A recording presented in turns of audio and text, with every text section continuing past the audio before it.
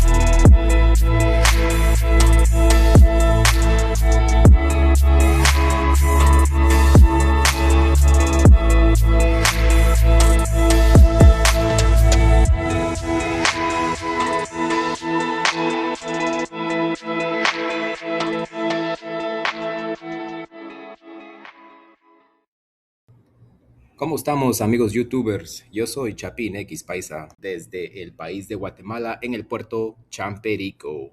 Hey guys, this is Chapín X Paisa. We're currently in Guatemala in the south central part of the country in the beach called Champerico, which is about 47 minutes south of the city of Retalhuleu. Retalhuleu is one of the cities that you're going to come across when you're traveling from the capital to the coast region. Espero que les guste este contenido, mis amigos, de la visita de el puerto en Champerico.